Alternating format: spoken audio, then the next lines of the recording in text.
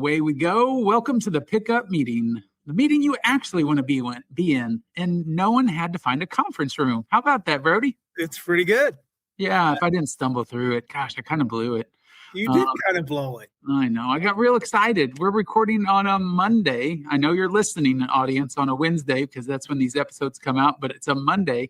And I bet we haven't done but like one or two of these ever. On a Monday? Yeah, that's probably true. We do a lot on Friday, but not a lot on Monday. And I think it's going to be interesting to see what energy we bring. I kind of like Mondays. Yeah? Why? Well, I mean, it's just another day. Is it? It's kind of the beginning of a great week, right? Like the beginning of your work week. All the possibilities are there on Monday. Such optimism. I like it. Positivity is my number one strength. That's what they say. Is that really what they say? It is.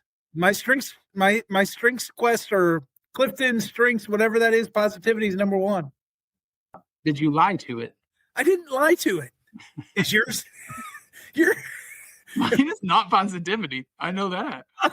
What's your number one strength, my friend? Do you know? I don't know. It's been probably 20 years since I've taken that test. And I remember that I had woo. Woo is my number two. That doesn't surprise me. I really have to look these up. This can be a topic for an episode later because we should look this up because now I'm really 20 years later, it's still applicable. Well, I know my five because we kind of roll over it here quite a bit. Adaptability, communication, and arranger are my other three. Oh, I think arranger might have been in mine. And then there's an F one that's probably in there too, but I don't remember what that is. We're not allowed to say it. No, you're right. We are, but yeah. Hey, so listen, like it's this time of the year, right? Where like summer's happening, we're doing all the things for work. We're doing all the things as far as outside of work, going on vacations, maybe doing things out and about. And I'll tell you, like my mind is set on like the football season is not that far away. And I know it's terrible, but I'm just ready for it. I mean, football is great. I love watching football. So like when you think about this, and yes, folks, this is a sports segment we're moving to here. We can go quickly. Yeah. There's only one right answer. Yeah. No, that's false. Well, we'll see what your answer is. What football offense, and you don't have to talk Dolphins because they're terrible. I mean, they haven't always been terrible, but they're terrible now. Do you find them most exciting to watch? Look, I need a running quarterback. That's it. I don't think you can win Super Bowls anymore, really, without a quarterback that's semi-athletic that can move around. And that's my favorite. It's my favorite offense right now, without a doubt. And that's the number one answer. Your quarterback has to be able to move. This is interesting. I tend to go because at one point in life, I was a fan of the greatest offense to ever walk the earth. What is that? The Greatest Show on Turf. Oh, yeah. Kurt Warner was wonderful. Kurt Warner, like Isaac Bruce, Torrey Holt, Isaac Keene, Marshall Faulk. I grew up a massive Dan Marino fan, right? Yeah. That Duper, Clayton, that was a great, Nat Moore, that was a great little segment of offense too. Like throw the heck out of the ball. And I'm not saying your answer is wrong, but there was very little that could slow down that offense. I mean, that's the kind of offense I want. I want us to throw, but I need that quarterback to be mobile too. Maybe that's not a style per se, but it's interesting that you refer to like quarterbacks that have to do that, and that's how you win Super Bowls. And I'm sitting here going, I cannot remember a single quarterback that really does that. That's win Super Bowls. Mahomes, dork. Yeah. Did you just call me a dork? Yes, I did. Like have they won? They've been in like three of the. Jalen Hurts runs really well. Like, come on, what are we talking about? I would say Hurts runs well. I wouldn't say I think Mahomes does a lot of running. You're crazy. I'm going to give you some stats later on, just like I've been sending you all weekend on why LeBron is the worst, but that's me. That's a whole different topic. A very needed one, I think. What about we were talking about this too, right? Like college admissions essays. Why did that topic come up? Yeah, so we don't do it, right? Like I was on another show. Very good. Yeah, I was on another show recently, and they asked about significance of May 1st, and it'll be interesting when we talk to our guest today because he and I are in similar worlds right now. I would say that he is far more the expert in that world, but he and I are in similar worlds. But when you talk about May 1st, people come down to decisions and what's going on, and then they're like, "Well, what's essay review like?" And I'm like, we don't do essay review. Now, I'll say we have essays for scholarships and different things and all those, but like we don't do it. But like as you're sitting here now, Brody, 50 years, no, that's not true. 40 years from when you would have been, sorry, I made you really old there for a minute. I am pretty old, but not quite that old yet. 40 years removed from when you would have been writing essays. What would you be writing about now?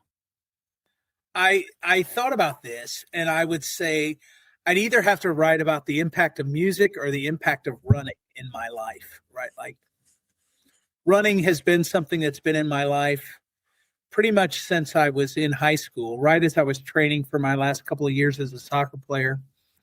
And then I didn't run much during college and graduate years for whatever reason. But in my adult life, running has been a pretty big staple and really important to me.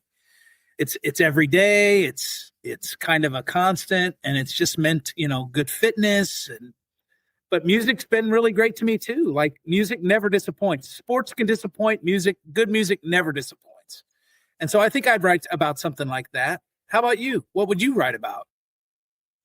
Yeah, I think I would write about the unexpected aspects of life and just how the journey is not always that straight path. Yeah. God, I feel like I could just apply to some colleges right now. Yeah, you could get in with that. Yeah, I think that, I think that we all have that, right? We all have our adventures. We all have our journeys. We all have our trauma. We all have the things that have happened in our life that matter. Yeah. And so I think a lot of people could write that essay. But I was a little surprised by your answer because I think that you're saying running, right? But I think that yours is like health and wellness and happiness. Like, and you put that into the running tub. Yeah. But like when I look at it, it's like, why do you run? Why are you healthy? Well, because you had a stroke, right? Like, and so like, and you were trying things before then, but like that situation brought you to this one. And so I think yours is a larger picture. I like it.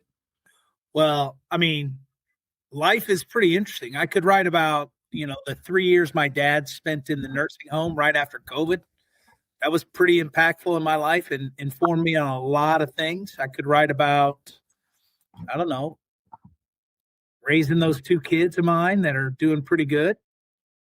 Yeah, there was a time frame a couple years ago where UCA had these scholarship essays for the top scholarship here on campus. And there's a particular year that we were having trouble getting people to volunteer with the scholarship committee to read these essays because year one was not automated. Year one was tedious, and it went really poorly for the people that were reading that year, and it was a lot. And I would say this last year, or the last time I did this, I read about 700 of these things. Oh my gosh. Right. And here's the thing about that is what you're talking about. Like those are the stories that linger and last, right? Yeah. The things that are about, the time you had with your dad or the memories you had watching Cardinal baseball or being able to talk Cardinal baseball or the reasons for running or the journey, the things that happened in my life that are a part of, my story. Those are the things that last. But the number of people that viewed their essay as being profound, and it's like, man, you've got some living in life to occur. Either you're just not opening up and sharing yet. Like those are the things that, stood out. I mean, it is, look, we're asking a lot of 17-year-olds, right? Mm-hmm. To kind of think about something that's really impactful. They don't automatically know that yet, too. The question that we ask our fellow scholars, and I read about 16 of these every year because I interview 16 of these students. I've done that now the first 3 years that I've attended here. And our FEL scholarship is like our big scholarship, right? And I think this year we asked students, one book, movie, or a song that's had a distinct impact in your life and why. And you think you're just going to read, you think it's just going to be kind of, maybe it'll be AI generated, or maybe it's going to be kind of bogus and lame. And They never disappointed. It was always good for the most part. I mean, those essays were remarkable.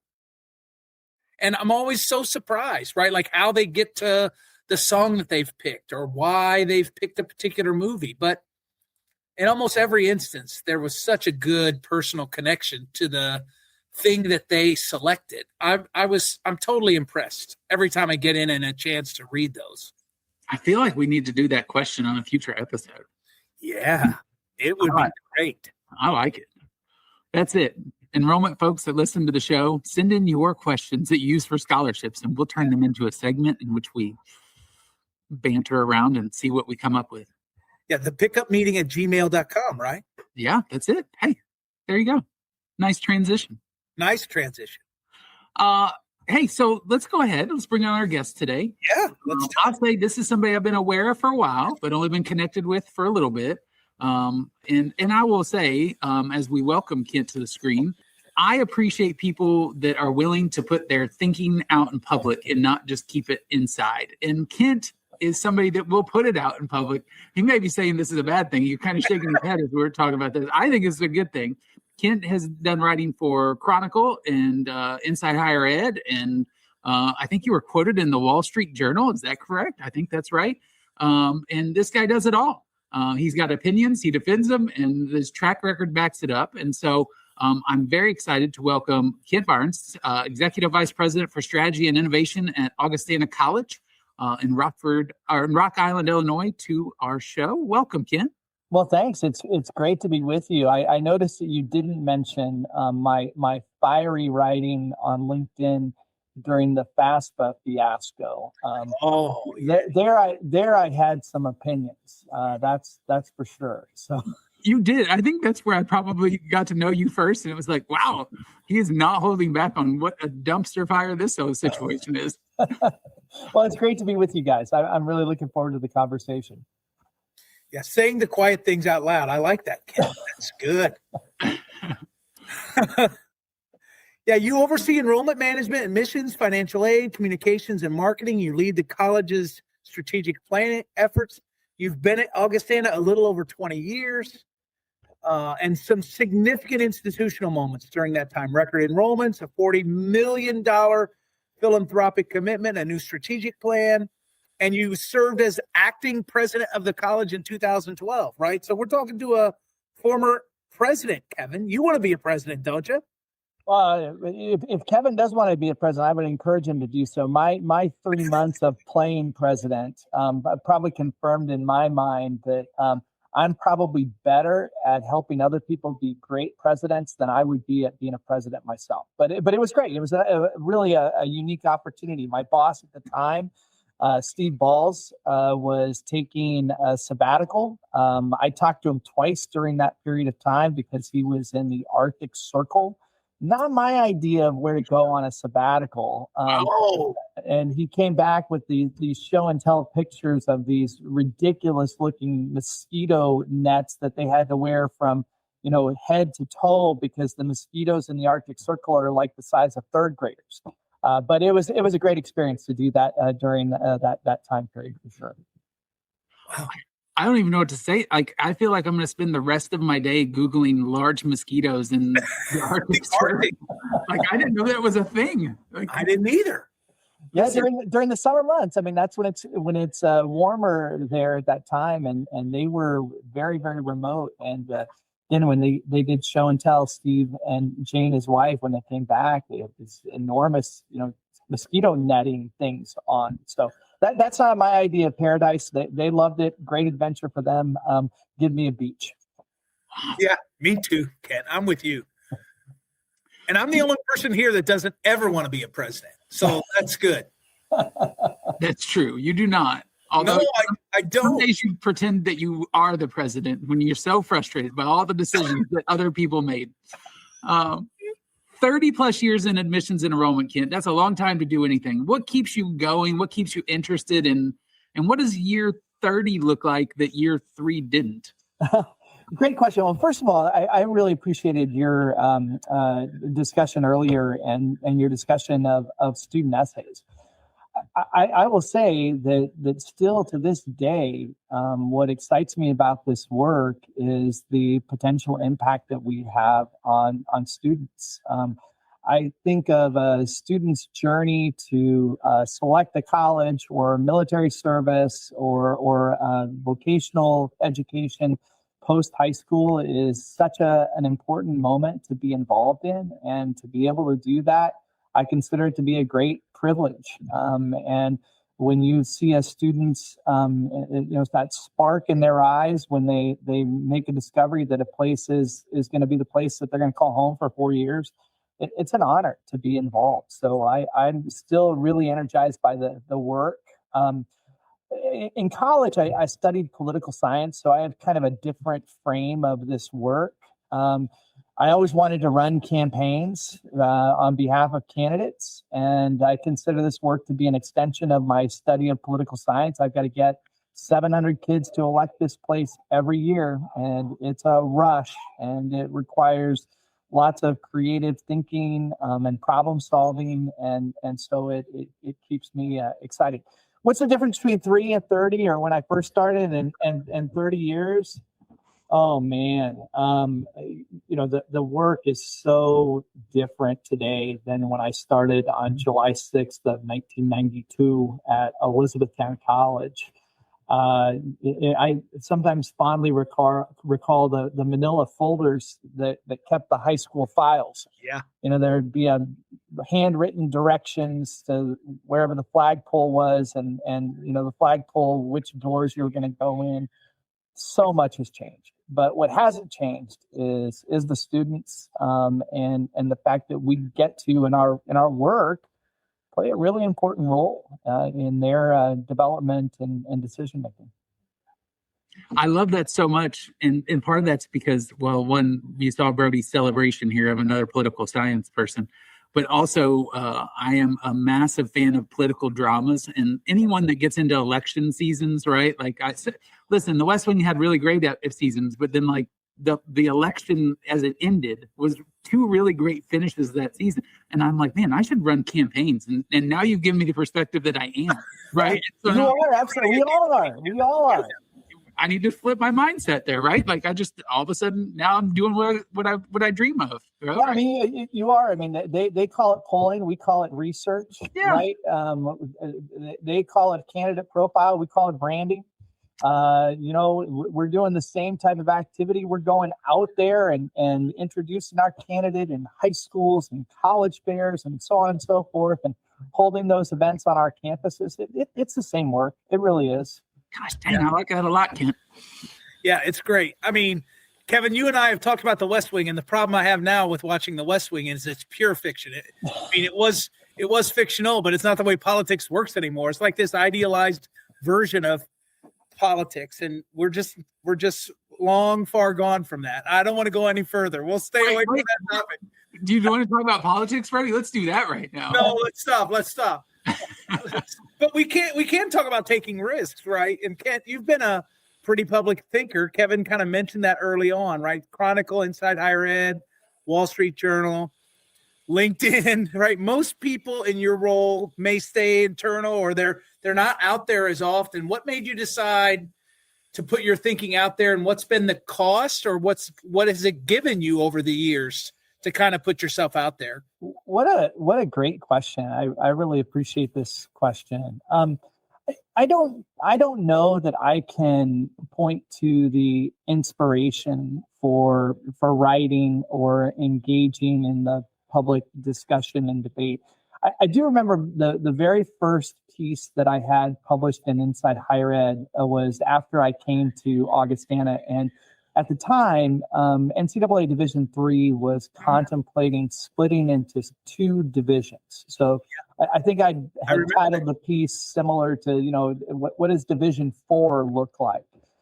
And I was making an argument that Division III's strength is its size and the diversity of types of places. And if we were really just going to try to duplicate a smaller version of Division II, why even bother? Right. And I got some really good feedback on that. And I think that probably served as some motivation and some inspiration that take maybe something that people inside higher education know really well, but people outside higher education don't know. How can I make some connections? And I've tried to do that throughout. Also had a great piece published once upon a time about how that Discovery series on crab fishing. Yes. Yeah, that it's a lot like college admissions. That's great. And it was a piece again that got a lot of traction. Now, I will say that there's also a cost, I'll fess up to that. I wrote a piece once about the use of data and intelligence in college admissions. And this was when there was a scandal at the National Security Administration. And I talked about our use in higher ed about FAFSA position and what a great predictor it was. And I think that piece probably was, and this I have to be a little careful about, because if people misinterpret your writing, you haven't written very clearly. But I think that piece was misinterpreted by some to think that colleges and universities were using FAFSA position to make admissions decisions. Right. And what I was really talking about was the predictive analysis that was made possible by FAFSA position. So, maybe there is some cost there. And then sometimes I have some unpopular opinions. But I think we also have a responsibility as leaders, to engage in public discussion and dialogue about our work, which is why I wrote as much as I did about the FAFSA fiasco at that particular time. I think that the responsibility piece, I think, is really important. It's interesting because I've even seen that presenting, right? I've presented on AI here recently. And, you go out there and you start talking about the potential benefits of AI, and there are a lot of folks that aren't really bought in, and they have opinions too. And so it is a risk to put yourself out there, but I think it's the right thing to do in many instances. So bravo to you. No, thanks. I also think it's important. I was thinking about this last night as I was, thinking about the show today, that so much of the writing and narrative that's out there to me, and I realize you've spent time in multiple places, but we get a lot of East Coast, West Coast aspects of things. And so the flyover states, so be it, that I have spent most of my career in, that you spent a lot of your career in, Brody, you similar, right? I think that story gets lost. And so I'm always appreciative of people that aren't on the East or West Coast writing, because I think that becomes the only thing that's the truth. And so I do appreciate that that's the case. And some of that comes from your time as a Nebraska native. So, listen, we got to talk. We talked about it pre-recording. I don't think we can let this go. No, right? We can't. Right. You are a believer. We talked about offense, and I'm going greatest show on turf and the Air Coryell offense. And you are just committed to the option offense. Absolutely. All in, man. You got to have a quarterback who's versatile, who will run, who can read what's happening and run. I mean, give me Tommy Frazier, give me Turner Gill, give me Eric Crouch anytime. And Eric Crouch not only could run and throw the ball, but he also catch the ball. I mean, I love the versatility. I love the college. Well, I have loved the college game. There are lots of problems with the college game today, but I will take a running quarterback and the option anytime. I love it. And here's the thing. I love Nebraska faithful. I really do. I think about this all the time because during the annual conference for NACADA that comes up, one of our good colleagues, Aaron Justina, is as Nebraska as it gets. And if you say anything, you curse them. And if you say anything good, and it's all because she asked the question, deep down, right, there are teams I don't want to ever be good again, right? Like the Tennessee Volunteers. Right, they can suck. Let's just say it. Right, I don't want them to be good. No one needs that much orange in their life. But it's what I believe. Come at me, Tennessee fans. You're gonna get in trouble, Kev. I know, but Nebraska, it kind of pull for because their fans are so insane, and so there's a loyalty that's beyond loyalty, and so I appreciate that thought and I appreciate that fandom a lot, but we'll have to agree to disagree on the offense. Well, I'm just glad that you didn't describe me as long-suffering Nebraska fan. It does kind of feel that way. Yeah. My wife and I are about ready to celebrate our 25th anniversary, and Nebraska has not been good in the time that I've known my wife. Wow. And so that's what's kind of sad about it, but it's still a great pastime and something about which I'm always very interested and intrigued. I liken it to Indiana basketball. Like Nebraska is one of those things, right? And I'm an IU grad, and Indiana's basketball team hasn't been to a Final Four since 2002. I mean, we've been good maybe 1 or 2 years in that time frame. We haven't been to a national championship game since 2002. And then prior to that, right, 87 is our last national championship. So we're kind of living in past glory. Nebraska is doing that too. This is true. I will say the last time I went to a Nebraska football game, let me say the only time I went to a Nebraska football game, it was the Big 12 championship, the first Big 12 championship held in St. Louis at the TWA Dome, and they played Texas, I think. But I remember the fandom being special.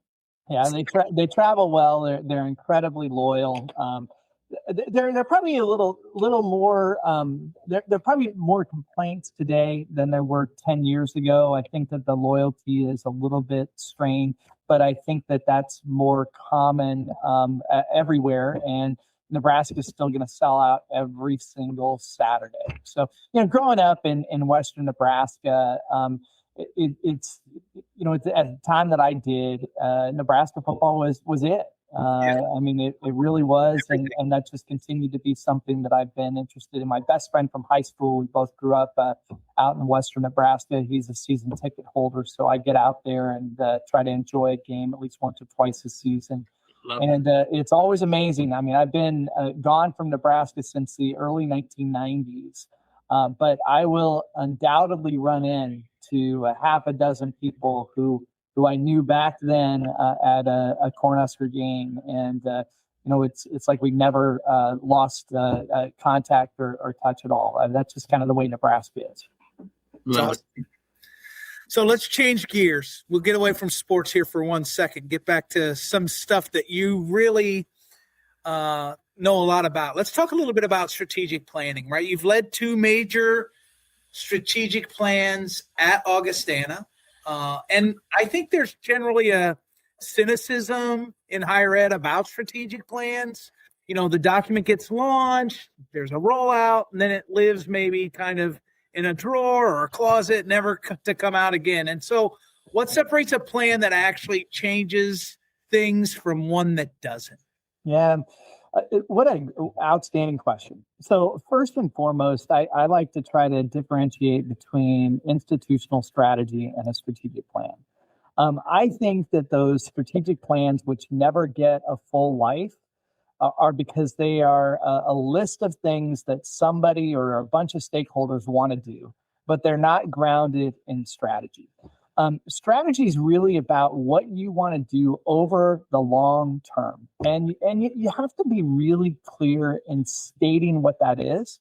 And sometimes it's uncomfortable to state and with clarity what a strategy might be. That I think is oftentimes missing from strategic planning, especially in higher ed, because we want to have a fancy brochure. We want to have a microsite. We want to be able to have a list of things. I oftentimes refer to that list as the buckets of sweat. We just want to show all the things that we've done, right, but not figure out how that's going to move what the institutional strategy is. So we've got a strategic plan right now, bold and boundless. And the strategic plan was about a page and a half.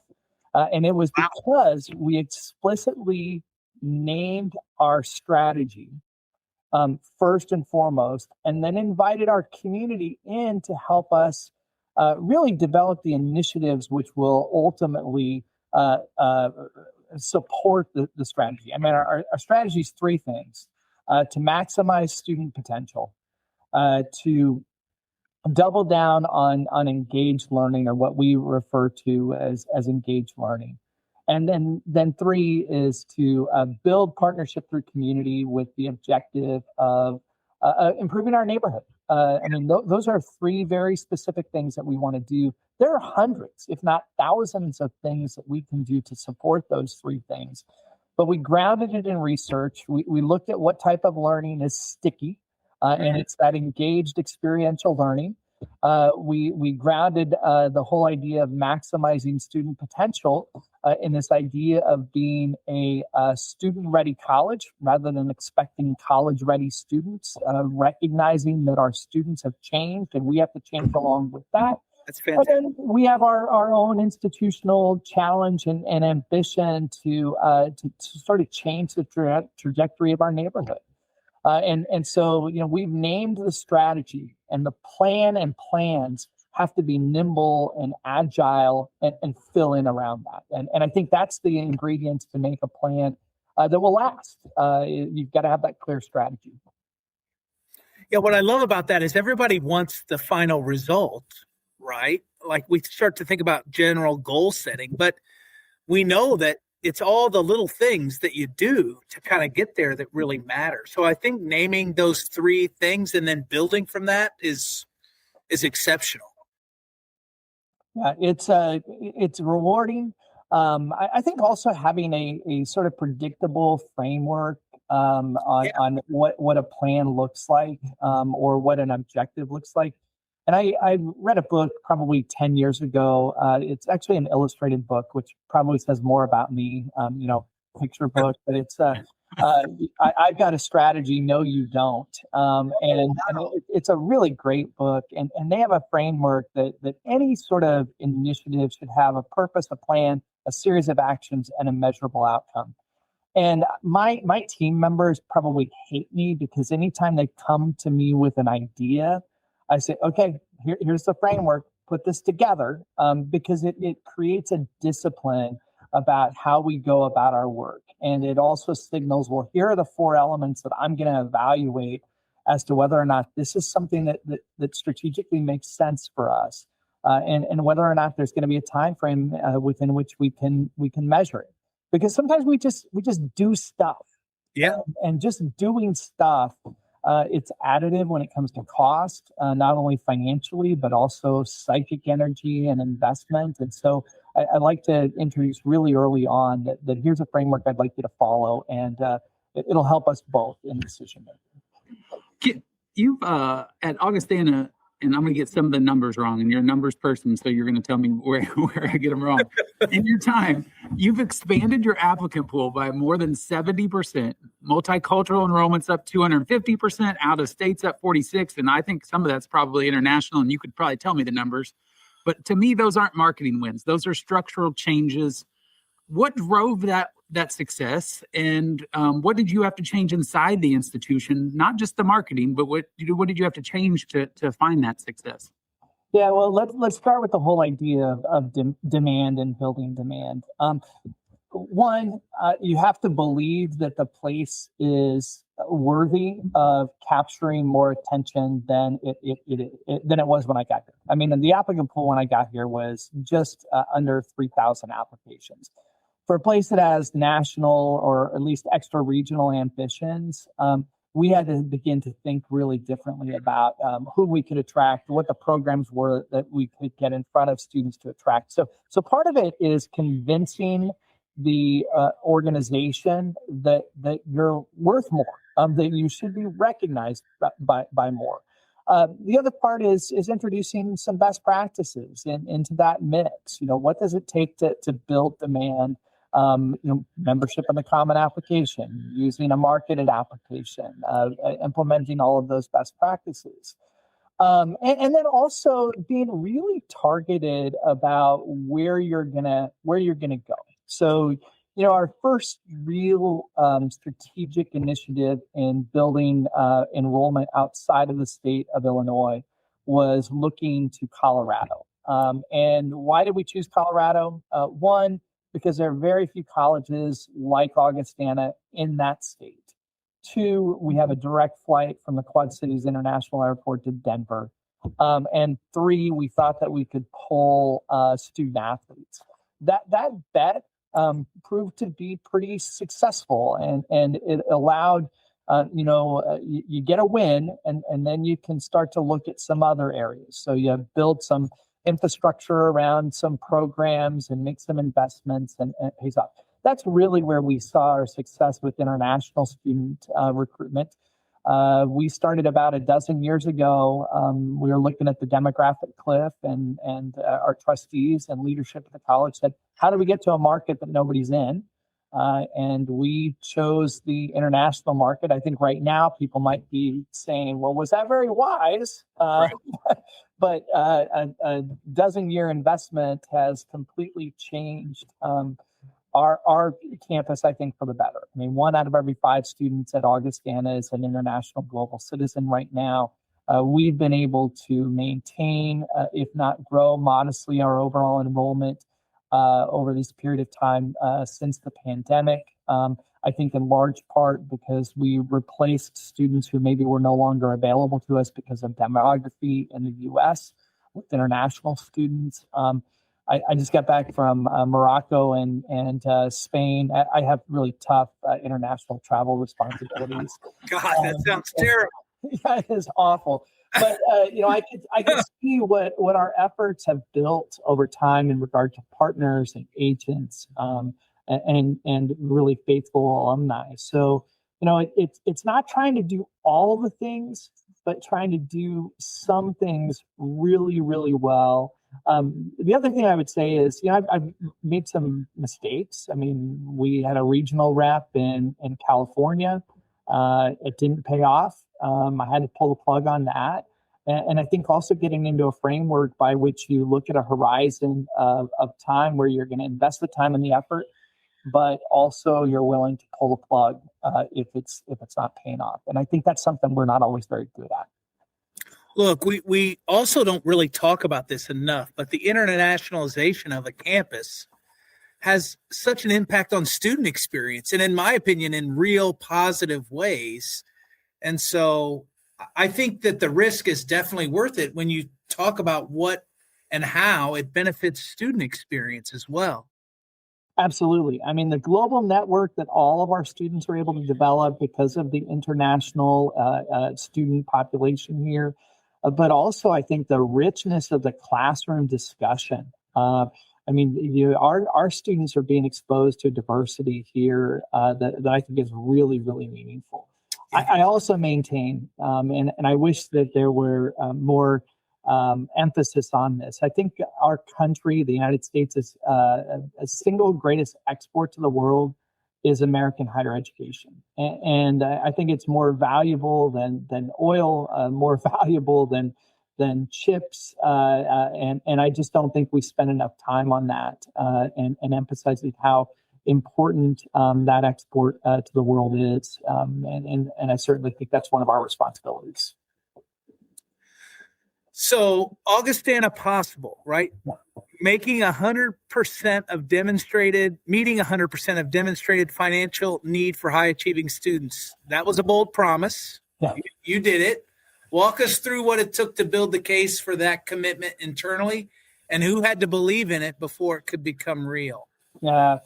Well, I want to acknowledge first and foremost that Augustana Possible would not be a reality without incredible philanthropic support from a member of the class of 1975, Murray Gerber, who wanted to do something significant for the college. And just a little bit of backstory, when working with donors, it's so important to listen to them and their story and then find the intersections that make sense to help them give through an organization to the cause that really speaks to them. And Murray's story really is the inspiration for Augustana Possible. Murray grew up, as he would say, dirt poor on the south side of Chicago, and rode his bike to Rock Island in order to enroll at Augustana because his single mother couldn't afford a bus ticket. Wow. And so Murray went on and had a very, very distinguished career, but he never lost sight of the fact that Augustana gave him a possibility, an opportunity that his family couldn't support. And so listening to Murray talk about that is really where the seed for this initiative came forth. Murray talked about, I want Augustana to be a place where students like I was have the opportunity to get a liberal arts education and to go on and do great things like I was able to do. And so that was the seed that was planted. And then the mechanics of it all really were a little bit of back and forth between Augustana and the donor, as well as setting up the infrastructure. At the time, for about 7.5 years of my time at Augustana, I also had oversight of college advancement. And so at that particular time, I had college advancement and enrollment management, which sort of was the perfect intersection to design this program, which is allowing us at Augustana to drive revenue in two different ways. We're, of course, able to drive revenue through new student enrollment by maintaining access and affordability for high-achieving students from lower socioeconomic backgrounds. And then also, since this all goes towards endowed financial aid, and Murray's gift, he's actually matching dollar for dollar gifts up to his $40 million gift. So that will ultimately result in $80 million towards our endowment. Wow. That, of course, drives revenue also to the bottom line that helps strengthen the college's finances. So really a cool program and a program that I think is supporting the vision that the donor had. And that's the most important part of it. That's a great story. Yeah, I'm sitting here thinking, Brody, that can't tell stories the way that, we talk about the spoon guy. God, what's his name? Matthew Dix. Yeah, Matthew Dix. Like the way he says that a story is like so encompassing of what you need to do in your world, and that everybody tells stories wrong. You don't tell stories wrong. You tell them correctly. Yes, he does. Well, thank you. I'm glad to hear that. And I think that transitions well, because I do think, in all of the conversations that we're in, there's a question of value for higher education. Is it worth it? What does it cost? What do you get? And it feels like it's louder than it's ever been. I don't know that I really think it is. Like, I think we're constantly having to face that in higher education. But you've spent a career making the case for small, private, liberal arts education. Has that case gotten harder to make, or is it just different right now? I think it is a little harder today than 10 years ago, and certainly than 30 years ago. And I'll just start this by saying, if I look at my top 10 overlap from the National Clearinghouse, that annual exercise of running your admit pool through the National Clearinghouse and finding out where students preferred over your institution, with the exception of 2 of those top 10 institutions, the other 8 are on television every weekend from October until March, because they have Division I basketball teams. Yeah. A lot of people wouldn't say, well, that's not that big of a deal. That's actually really, really different when it comes to brand and name recognition. Yeah. And so that's different than when I started in the early 1990s, where there wasn't a level playing field, but it certainly was a narrower footprint that maybe just the largest flagship universities enjoyed. But now that just has kind of cascaded or rippled out, and it makes it harder, I think, to gain mind share for a smaller college. I'm really lucky. I work for a place that's in a really good position overall, and market position and strength, and we're among the larger liberal arts colleges across the country, and made some really innovative moves. So I'm not going to cry my beer, but it is harder work. And I think some of the things that we have working against us is the perception of high cost, because people aren't recognizing that programs like Augustana Possible and donor support can make high quality liberal arts education affordable and accessible. I think that high price tag is a tension point. Also, very few people really understand what a liberal arts college prepares a student to do.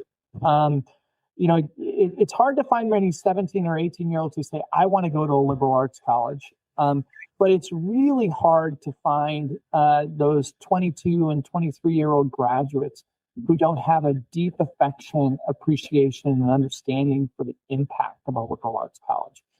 And so, sometimes there's a perception maybe we're not selling what students want.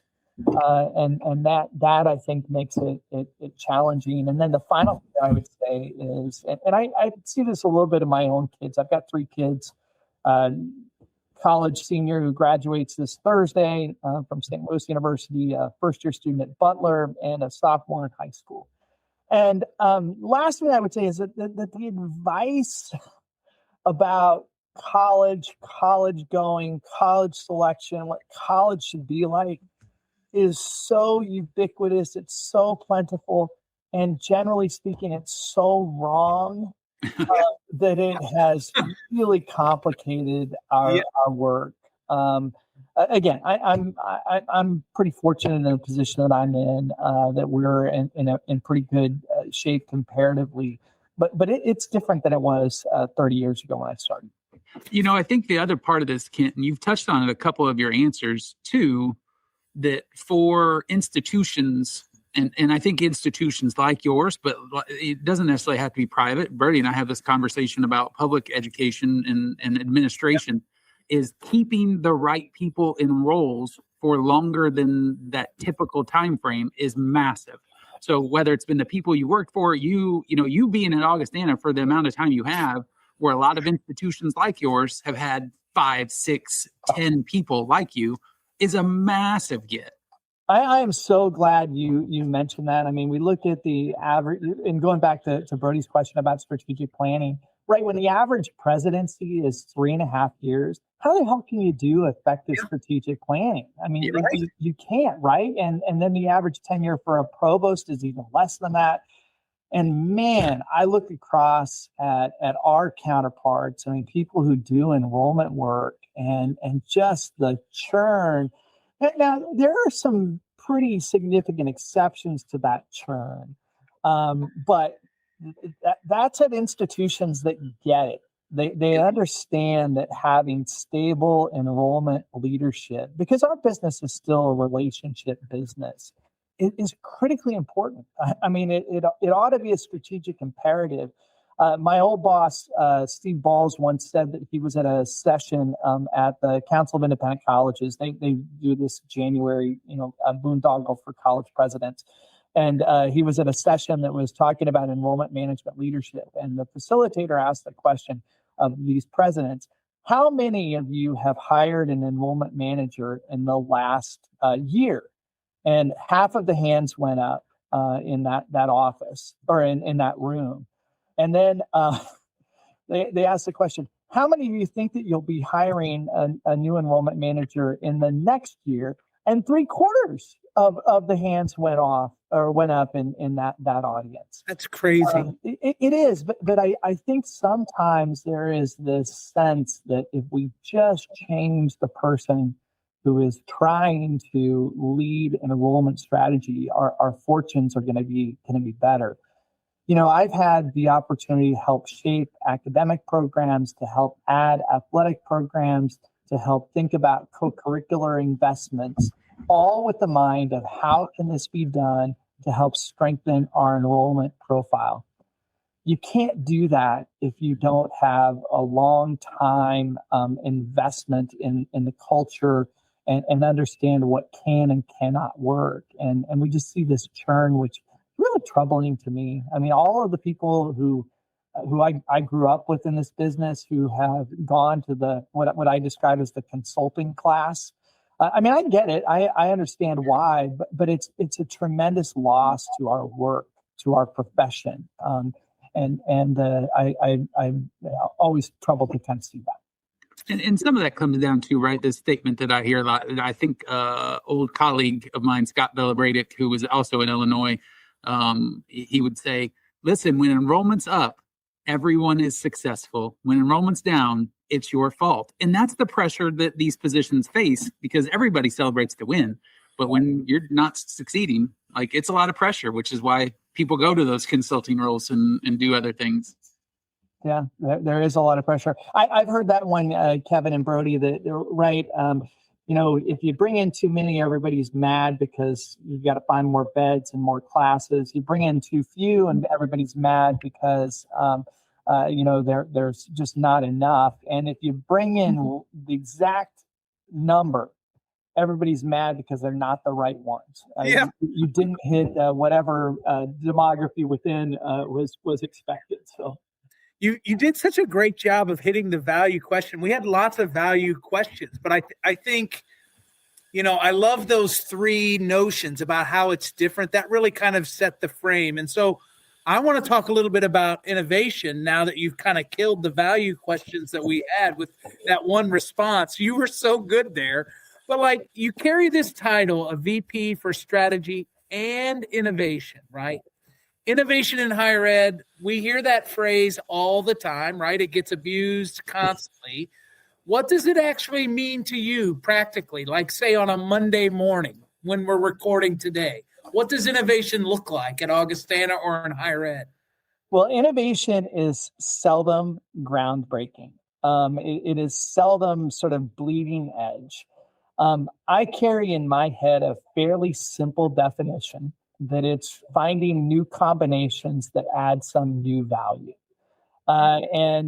We like to point to some very specific things that we've done that we would count in the innovation bucket, which represent that sort of formula of new combinations that add new value. So one of the things that we've got on the horizon right now is we are in the final stages of completing a transaction through which we are acquiring a School of Nursing and Health Sciences. This is different because oftentimes you launch a new program and you do it all on your own. You hire the new faculty, you design the curriculum. Right. We're pushing that to basically acquire, to buy a competency that we feel is important for our institution and for students, but also for broader society. I mean, that's the type of thing that represents a new combination that adds new value. Similarly, and this is one I'm really proud of, several years ago, we approached a foundation because we'd added men's volleyball, and I sat down with the people at the foundation. I said, hey, we've added men's volleyball, and we need a location for them to compete. How would you feel about helping us build a natatorium, a new pool? And the person in the foundation said, yeah, we're not going to build you a new pool, but could you think a little bit more expansively and a little more creatively?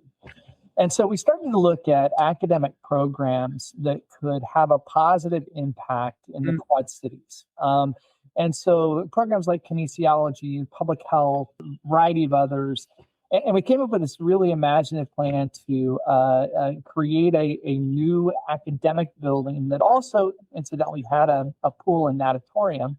It's now called the Peter J. Lindbergh, MD, Center for Health and Human Performance. And so we thought about combining these academic programs with also some new athletic programs, men's and women's water polo, and expanding our swimming rosters. And then also illustrated the return on investment of bringing new students. And ultimately made a pretty compelling pitch to that foundation, and they funded a large portion of that building. But that's the type of innovative thinking. It's not, we are going to be the first to do X, Y, and Z. Instead, it's learning from others and figuring out how you can use what others have done with some strength you have in order to add new value to the institution. Long answer, but that's the way I kind of think about it. I think connecting to community is always a great response when we start to think about higher ed innovation. We kind of forget about that in many instances, our colleges and universities are connected to the economic and or just self-interests of the communities that we surround. And So I love that your examples are kind of really built in and grounded in this idea that we can help you too, right? As we start to innovate and think about academic programs or the recruitment and retention of students, that community connection is really important. Love that. We better be thinking about that, right? I mean, Yeah. we rely on our community for our health, and I think being as having permeable membranes between the institution and the community is really important. We're gonna be successful or not successful, I think, dependent upon the relationship we have with our hometowns. It's great. And I love the answers, right? Like there's so much of the thinking and the work that you're doing, Kent, that gets to this notion of knocking down the silo, right? Like you're taking a holistic approach to what you're doing, and I think that's making for a better product, and a better job and better opportunity for folks. And so I'm curious, in this innovation side, and we have to hit this topic at least one time, right? Like because we haven't talked about it today, but like is AI just going to do all this for us now, Kit? Like what's going on? And really, I think it's like, is there's a difference between using AI to do more of the same things and using it to rethink the work that's actually occurring. Are institutions making that decision, or is it just adoption theater? Wow. So a week from today, I've got a webinar that I've been working on for probably the last 6 weeks that is kind of stepping back and taking a look at AI use in admissions and strategic enrollment management. And so I'm going to give you kind of just the high level. AI has tremendous potential. I don't think that we've even gotten close to tapping the full potential. Right. But I will also say that right now, my read is that AI use in our work is generally supplementary rather than replacing something. Now, there are probably a few exceptions to that.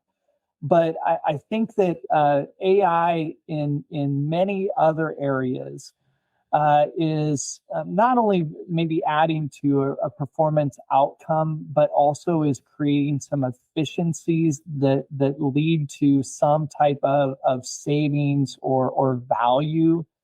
I don't think we're there yet in AI. So I think that right now it's kind of around the edges. And our business is still going to be deeply personal, I think deeply human-centric. And I would urge all of us to be pretty cautious about how much we turn over to AI, whether it is what I think is going to be an emerging part that has a direct impact on our world, and that is adaptive AI modeling. So much of our modeling historically has been based on regression analysis. But the models are so big and the brains are so big and AI is now so intuitive that models can be changing on an hourly, daily basis. I don't know if that's good when it comes to the human element. So I just think about financial aid modeling, and if it's fine tuning so quickly, you might get twins who have the exact same profile, but you got their ICER at a different time, and the model is updated, who get wildly different financial aid awards that we ultimately end up having to explain. Yep. And so I don't think AI is going to take over our work. I don't think it's going to replace it. I think it will become it will enhance what we do. But I think we have to guard against perceptions that AI is now doing application review, that AI is doing transcript and GPA recalculation, that AI is skimming and scanning letters of recommendation and grading whether or not this was a thoughtful recommendation or not. We still have to keep the human element at the center. Where I think AI probably is going to result in some reallocation of resources is I do think about with proper testing. If you're a place that does a recalculation of a student's GPA based on academic courses, that's a better use of AI than having all of the student workers who I deploy to do that on an annual basis. I can still employ those student workers, but I can have them doing human contact things. Yeah. So I don't know, maybe I'm a little more cautious than some, but even those people who are really out on the edge, I think that sometimes they're questioning whether or not, as the saying goes, the juice is worth the squeeze on some of the AI initiatives that are out there. Now, 2 years from now, I could be proven to be a complete idiot on this. So I just want to caveat it that way. Well, look, whether it's moving quickly or cautiously, I think that human connection piece that you've talked about still remains, right? Our students want that. Our faculty members want that. Our advising staffs want that human connection. And so I think what AI is also helping us do is kind of refine how important that human connection is, and really forcing people to kind of think out of the box about being better connected in more meaningful ways in whatever space that is, whether it's an advising relationship, in the classroom, on the recruitment and retention side. We have to be better at connecting very humanly with the folks that we're interacting with. I couldn't agree more. I mean, this is still a very human-centric business, or at least it better be. Yeah, absolutely. Kevin, we got to move to fun, don't you think? Listen, I didn't know if you were going to ask this music question. You're our music guy. I thought you might go there before we go through lightning round.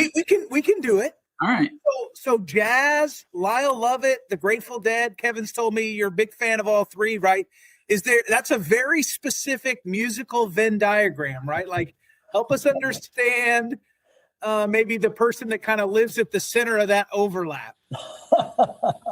Well, I love music. I do too, so much. But I probably do have particular taste. The other thing that I have not disclosed on my LinkedIn bio is I hate Billy Joel. Oh, no. I refer to Billy Joel as the unlistenable Billy Joel. And it's actually not Billy Joel, and it's probably not his music, but it's how annoying I find his music used. You know, it's all of those late night parties with a bunch of people who've had too much to drink singing Piano Man. I just have developed this disdain. I mean, it's awful for me. Grateful Dead, Lyle Lovett, jazz, the whole Grateful Dead jazz thing, they're the same. I mean, those are musical genres where the music takes people to a different place, and that's one of the things I really appreciate. It's unpredictable. It sometimes goes really well, and then sometimes doesn't go especially well. You know, there's a great line from the Netflix documentary on the Grateful Dead. The documentary is called Long Strange Trip. Phil Lesh, when asked why the Grateful Dead made it for 50 years, said, well, I think it's because we've had to listen hard to each other. Wow. And I think that is such an important part of life, right? I mean, if you're going to respond, if you're going to go to an unpredictable, you're going to go to a creative space, you've got to be constantly listening hard. And so I think that's where the Grateful Dead and jazz comes in. Lyle Lovett, I just love the dude. I mean, and talking about unpredictable. I mean, it's a great thing that he's a good storyteller and has a great voice. So we love seeing Lyle Lovett whenever we can. That's fantastic. Kevin, thanks for letting me ask that question. I knew you'd wanted that one. So let's head into the lightning round. Let's do it. Lightning round. All right. Best city you've ever worked or lived in? Sevilla, Spain. My favorite place. I've studied there. I've returned there for work. I love Sevilla, everything about it. Favorite thing you've ever cooked? The dish that makes the family actually excited. Well, growing up in Nebraska, we're red meat eaters. So a good medium rare steak is going to get everybody in the Barnds family pretty happy. That's great. Love it. If we were looking at your phone, what's the app that is the most used that you can't live without? Oh, man.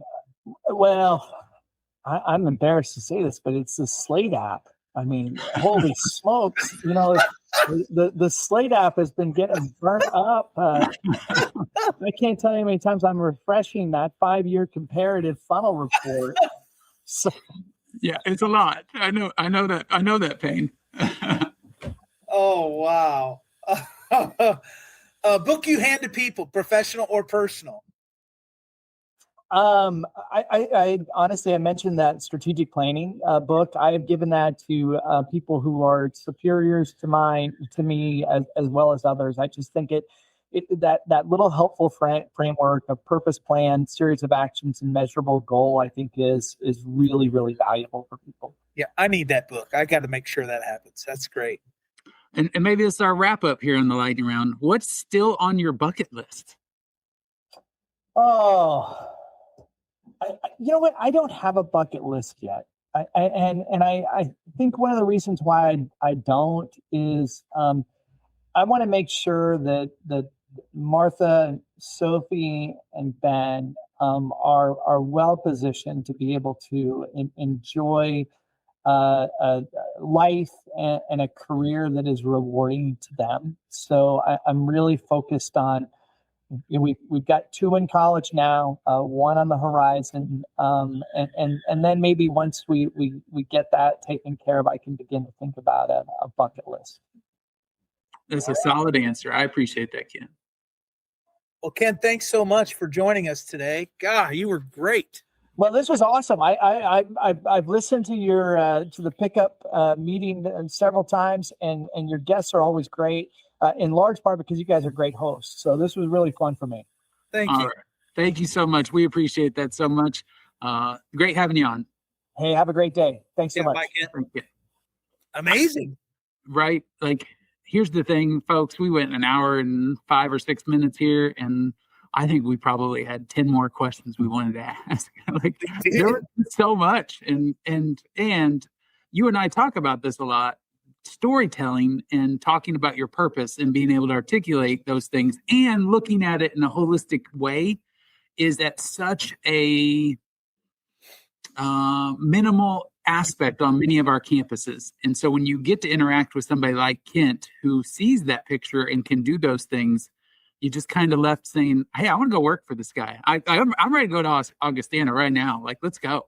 Yeah, the one thing that I think is carryover, like when we do presentations, oftentimes they say, well, how do we make this applicable to our institution? That value question was so great. His response, like I think about those 3 things, like what's the value of a liberal arts education, right? How do we deal with the financial question well when we're talking to prospective students? And then thinking about all the advice that we get wrong when we start to make those 3 things are really important at any institution, right? For all of our listeners, wherever you're working, you've got to be able to do those 3 things really well. And if you can't, you're going to have a lot of trouble. I agree. Well, let's talk about 3 things that we might be doing well. Yes, let's do our top 3 today, which is top 3 old people habits we've already adopted. Yeah, this is fun, Kevin, because I am actually old already. You've made it perfectly clear. Young in heart. I don't know. What are your 3? Like, do you want me to go? You want to go? I mean, I wake up so early. I mean, if I sleep past 8 o'clock, like I think I've ruined the day. So I think that's the first one. Yeah, I delivered newspapers as a kid. I got up every morning from the age of 13 until I went to college at about 5 o'clock. And so I'm just an early riser, pretty much. I mean, my alarm goes off really early in the morning. I love local news. Like, I think that makes me an old person. Like, I have, whether it's NPR or turning on the TV and watching my local news channel, like I need to know what's happening in my little bitty area. And then I'm trying to think of and look, the senior discount, like, let's go. I'm in. And so wherever I can get senior discounts now, I'm doing it. All right. Those are legit. How about you? I think one, you're going to take it personal. So I'm going to wait here to the end. That's great. we've talked about one of these on the show already, but like I am the most anti-noise pollution person in the world. And I feel like this is getting older. And like we're not going to talk about your cat food again. But and if you haven't heard that episode, folks, you got to find it. We need to mark that one somewhere because that's a historically good story. Absolutely. But noise pollution and my response to it, like, hey, did you know that there's AirPods you could use? Hey, did you know you could put something on your ears? Did you know that I don't care about your YouTube video? Those are the things that come to my mind so quickly, and I can't stand it. I would also, like, I'm not going to steal yours, but I echo your sleep one, right? Like where it's like you're either not sleeping enough, but you're getting up too early, and all of a sudden 10 p.m. is a late night. Like those things are real. They're real. Far too many things that in my mind are organizational and like have become an old way of functioning. It's like, I appreciate how you put the dishes in the cabinet or in the dishwasher, but you're wrong. Here's the right way to do it. But I think the one that you're going to be like, hey, now, like this is hit a little close to home, is if you said to either of us, and this is how we're getting old, man, if you said to either of us, well, what's something you're really proud of? We would talk about walking. We would talk about our steps. We would talk about it being a thing. And I have to say, where it's like, like if you talk to somebody in their 20s, they're like, yeah, I went and did this and played some basketball and did those things. And I'm like, well, I went for a walk. And they're like, that's great that you're excellent at exercise. Like, I think that's a real thing and makes me feel old. Yeah, I've overdone the running conversations too many times. Like, no one cares, Brody, that you're a fast half marathoner. No one cares that you logged 5 miles today. I think my injury now and only being able to walk is punishment for all those times that I did that. I think you're right. Well, that was great. And so I think we should close this one down. That's it for this episode of the Pickup Meeting. We hope all your meetings, whether they're formal or pickup style, are as fun and as meaningful as this one. Until next time, gang, let's just do good and be nice.